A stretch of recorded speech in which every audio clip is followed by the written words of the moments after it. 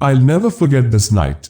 The pizza place I worked at was about to close and I was getting ready to go home when the phone rang.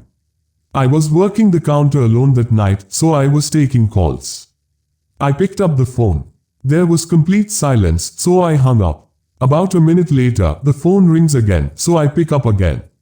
Still silence. I was about to hang up again when I heard the very weak and cold voice of an old woman on the other end. She said she wanted a regular pie delivered. I remained polite on the phone, but on the inside I was screaming. I just wanted to get home and end my shift. I called out to my boss that somebody is requesting a delivery. He told me I had to go. I was upset at first, but I realized it's another tip and the old ones usually tip the most, so I decided it was okay. I took down the address and told her it would be there soon, but she had already hung up. I thought that was rude, but I ignored it and yelled to the chef that I needed one regular. My boss told me to just go home after the delivery as the place would be closed, so a little before 10 o'clock. I got in my car and put the address into my GPS. The house was 7 miles away. The GPS took me to the quiet side of town. I arrived to the house. It was a small, one-floor house on a very quiet and empty block. I took the pizza and walked up to the door and rang the doorbell. There were no lights on in the house. I hoped that she hadn't given me the wrong address. I rang the doorbell again. There was still no answer. I was about to give up when I turned my head and saw somebody standing at the window. I got a little freaked out and backed up at first, but I eventually got closer to the window to see the person. It was an old woman, probably in her late 70s. She was just staring at me with a blank expression. I yelled to her through the glass that I had her pizza. She didn't react to what I said, so I screamed it louder. A big smile ran across her face. Not a pleasant, genuine smile. It was a smile that sent chills down my spine. I still remember that exact face she made through the window. I decided that I was freaked out enough and got back to my car and set the pizza in the passenger seat. I had to text my boss about this. I shot him a quick text and started my car, ready to get the hell away. I looked to my right to get one more look. To see the woman standing right outside my passenger side window, giving me the same stare she had given me before. I put my car in drive and floated down the street. Not looking back, my boss never made me do a late night delivery again. This happened 4 years ago when I was still in high school. I was told to do my last delivery of my shift. I got in my car, which was a 1999 Camry, perfect for delivering pizzas. I GPSed the address on my phone. I live upstate in the country, so all pizza deliveries were long drives. I remember the sun was starting to set, so it was probably around 7 o'clock. I'd say after a good 15 minutes of driving through the foresty dirt roads, my GPS said I had arrived. It was an old little cottage-like house made almost entirely of wood. It was sitting all by itself in the middle of absolutely nothing but forest. The lawn was completely unkept, as the grass was almost at knee height.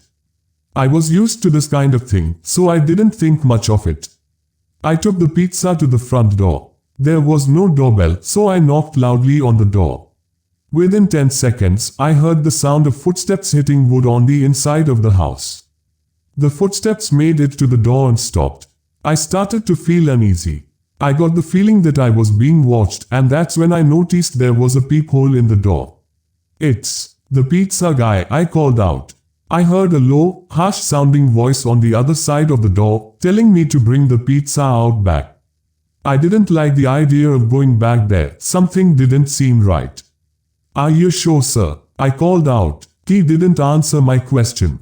The sound of footsteps didn't move away from the door, so I had the feeling he was still watching me. I almost found myself walking back to my car, but I decided I didn't want any trouble with my boss. The last time I brought a pizza back, he gave me attitude, so I reluctantly walked through the uncut grass and around the small house to the back. I remember there was a shed and a little patio back there. In the patio, there was a table with 4 chairs surrounding it, and one of the chairs facing away from me. I saw the head of somebody sitting in the seat. I began walking over and said, "Excuse me," but the person didn't even move an inch. "Excuse me," I said again louder. Then from behind me, I heard, "Over here." I turned around to see a man poking his head out from the corner of the house, looking at me with a crazed smile. "Come over here. I want to show you something." I freaked out, turned around, and ran around the house in the opposite direction.